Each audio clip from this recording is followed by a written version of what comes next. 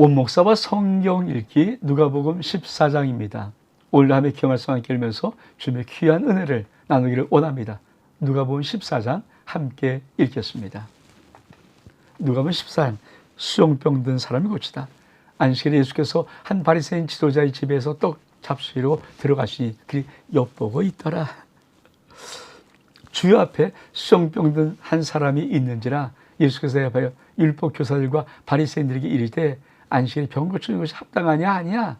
그리 잠잠하여 하거늘 예수께서 그 사람을 데려다가 고쳐 보내시고 또 이르시되 너희 중에 누가 그 아들이나 소가 우물에 빠졌으면 안식일에도 끌어내지 아니하기나 하시니 그들이 이에 대답하지 못하리라. 여러분 참 누가복음 14장 다시 또 안식일의 문제로 시작합니다. 여러분 이 수종병은 쉽게 말하면 신장, 그러니까 신장, 쓸개가 나빠져서 몸이 붓는 병이에요. 우리가 이 콩팥이 상하면 이 소변 배출이 어렵잖아요. 그러면 몸에 독기가 있어서 퉁퉁 붓는 이게 부종병이야, 부종병. 근데 이게 수종병. 이 수종병을 앓는 사람이 있으니 얼마큼 힘들겠어요, 여러분.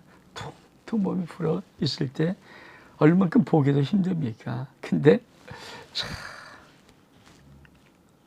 요 말, 참 요거 아니가 예수님을 엿보고 있는다. 엿보고 있는 사람 누구? 바리새인. 엿보고 있어요. 뭐라나. 여러분 엿보는 신앙생활 하지 마세요. 엿보는 신앙생활. 뭐하나. 엿보면 우리 주인도 참 그렇잖아요. 뭐하나. 안식도 병 고치나. 아유 저거 여러분 성도들 가운데도 죄의 종을 좀 편하게 놔주는 성도가 있고요. 뭐하나 엿본 사람들이 있어요. 그럼 참 죄의 종이 얼마큼 민망하고 힘들겠습니까? 여러분 죄의 종 대부분의 모든 종들은 할 만큼 몸부림쳐요. 저도 새벽 4시 10분에 일어나거든요. 그때부터 계속해서 새벽기도 나가서 말씀 나오고 새벽기도 후에 개인기도 2시간 꼬박 강단에서 기도하고 그 올라가서 사택에서 바로 그렇죠. 양복만 갈아입고 이 넥타이 맨처로 다시 와서 그렇죠. 이 말씀을 또 동영상을 또 찍어요. 이러면 보통 10시 가까이 되거든요. 그러니까 4시 일어나서 그동안 몸부림치죠. 그럼 얼마나 피곤하겠어요. 그러니까 제가 어떤 때는 동영상 찍으면서 이게 나도 모르게 눈이 감기니까 그리고 말이 안 되니까 이런 동영상이 좀 몇 개 있어요. 근데 여러분 엿보지 마세요. 죄의 종 하나님 앞에 그냥 올곧게 살려고 애를 쓰고 저뿐 아니라 많은 죄종도 하나님 앞에 바로 쓰려고 몸부림치는 분들이 의외로 많습니다. 그러면서도 뭐라고 말씀하십니까? 끝자리 앉으라. 처음 받은 사람이 높은 자리에 택함을 보시고 그의 비유로 말씀하여 이르시되 내가 누구에게 혼인잔치 청을 받았을 때 높은 자리에 앉지 마라. 그렇지 않으면 너보다 더 높은 사람이 청을 받은 경우에 너와 그를 청한 자가 너더러 이 사람이 자리에 네 줄 알면 그때 내가 부끄러워 끝자리에 가게 되리라. 처음 봐서 차라리 가서 끝자리에 앉으라. 그럼 너를 청한 자가 와서 너더러 보시오 올라 앉으라 하시니 그때 함께 앉은 모든 사람 앞에서 영광이 있으리라. 자기를 높인 자는 낮아지고 자기를 낮아진 자는 높아지리라. 여러분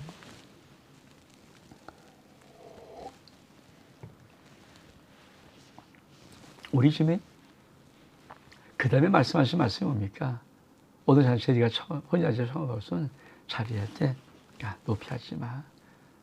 그냥 말석에 앉아. 왜? 높은 자리에다가 너무 높은 사람이 왔을 때 좀 양보해 주시 이렇게 말하면 민망스럽잖아요. 그러니까 차라리 전면에 말석에 앉아 있으면 사람들이 벌써 여기 앉았습니까? 이러십시오. 이게 영광스러운 것이 아니냐. 근데 이 말을 왜 하는 거예요? 요구하는 이 말 때문에. 그렇죠? 무릇 자기를 높은 자는 낮아지고 자기를 낮추는 자는 높아지리라. 여러분 교만은 자기를 높이는 거예요. 근데 겸손은 뭡니까? 하나님이 주님이 나를 높여주는 거예요. 여러분 저와 여러분은 겸손한 삶이 될 수 있기를 주의 이름으로 축복합니다. 또 그러면서 무슨 말씀하십니까? 또 자기를 청한 자에게 이르되 내가 정심이나 전혀 베풀거든 벗이나 형제나 친척이나 부한 이를 청하지 마라. 들을 건데 그 사람이 너를 도로 청하여 내게 갚음이 되게 하노라. 잔치를 베풀거든 차라리 강한 자들과 몸 불편한 자들과 저은 자들과 맹인들을 청하라. 그러면 그들이 갚을 것이 없으므로 내게 복이 되니 이는 의인의 부하시에 내가 갚음을 받겠습니다. 우리 참 놀라운 말씀하시는데 그것이 뭐냐면 너 잔치 베풀고 청할 때 부자 청하지 마라. 가난한 자를 청해라. 여러분 이게 믿음의 삶의 진리의 모습이에요. 네? 저부터 사실 참 쉽지 않은 모습이죠.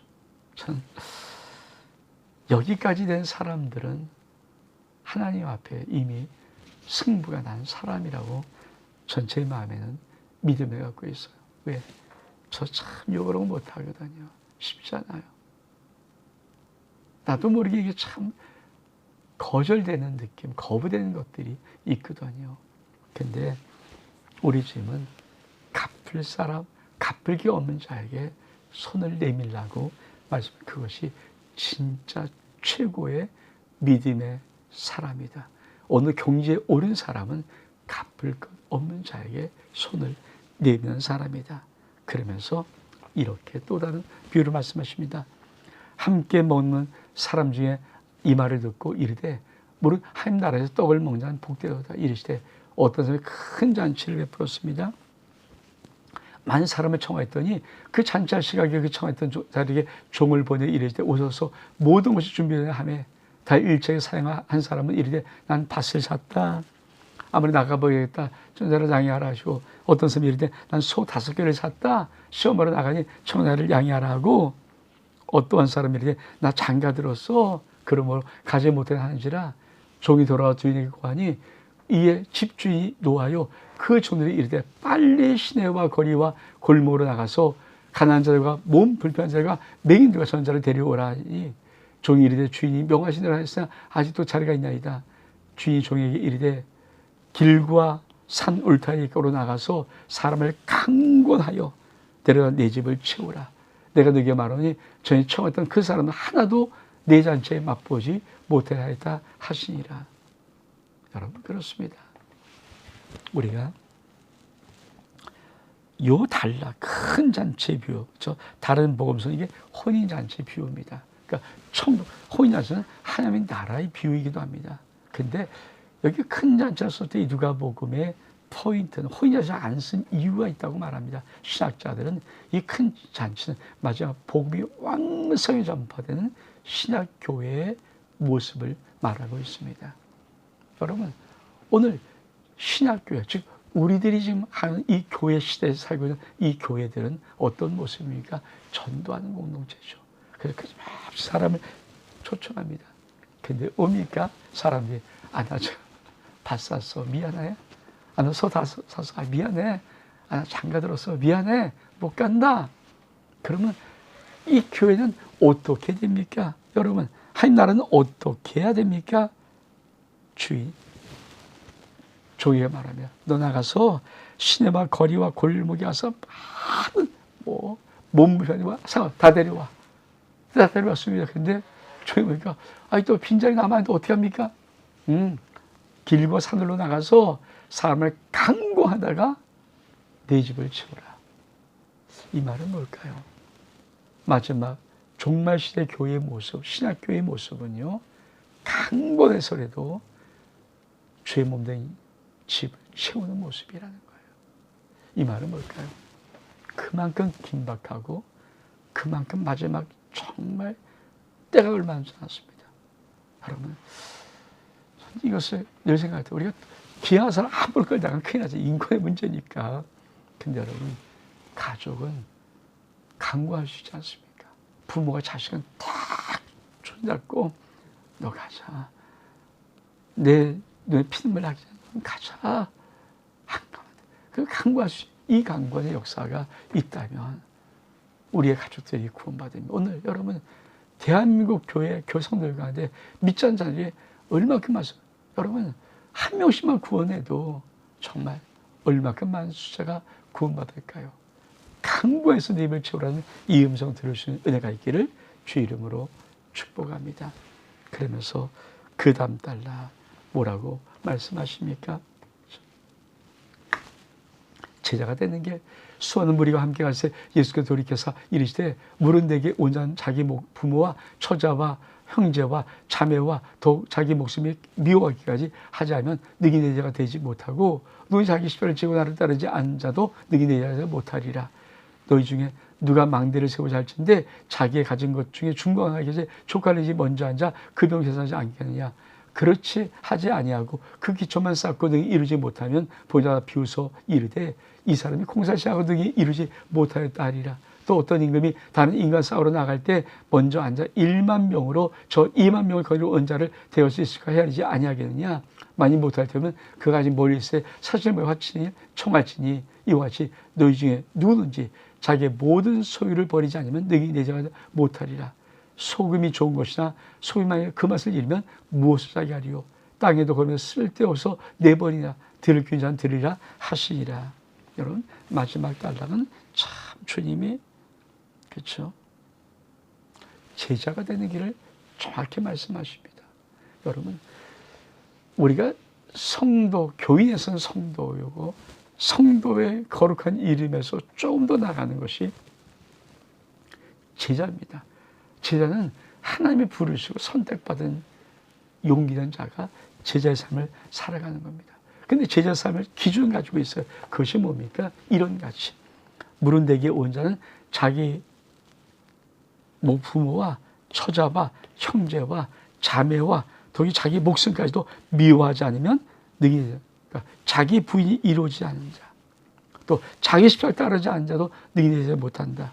그러니까 제자가 되려면 첫째 자기 부인, 자기 십자가를 지는 것인데 그 자기 부인 속엔 자기 목숨도 부인하는 것이지만 일가 친척의 모든 이 혈연을 끊는 것. 여러분 왜 이 말을 할까요? 그만큼 중요하다. 그만큼 귀하다. 그러면서 뭐라고 말합니까? 자, 어떤 사람이 망대를 준거하는데 야, 이거 망대 세우기 전에 얼마 될까 생각해 보지 않겠느냐. 어떤 사람이 1만 명, 2만 이 값이 있는데 2만 쳐들어왔어. 그러면 이거 계산해 보지 않겠냐? 계산하죠. 왜? 그거 못하면 안 되니까. 무슨 말하고 싶은 거예요? 너는 나를 따르고 나의 제자가 되는 그 놀라운 영광의 세계를 계산해 본 적이 있니? 여러분, 우리가 주님을 따르고 주님을 앞에 헌신하는 이 모든 것이 얼마큼 놀라운 값어치 있는 것을 계산해 본 적이 있습니까?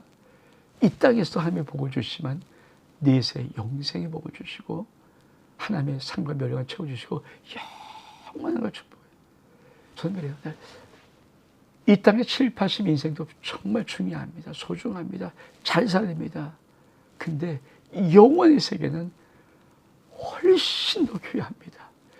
7, 80은 비교했으면 영원한 세계. 그러니까 영원한 세상에 생명이 진짜 있고 천국이 진짜 있고 하나님이 진짜 있다면 우리는 영원에 투자한 삶을 분명히 살아야 합니다.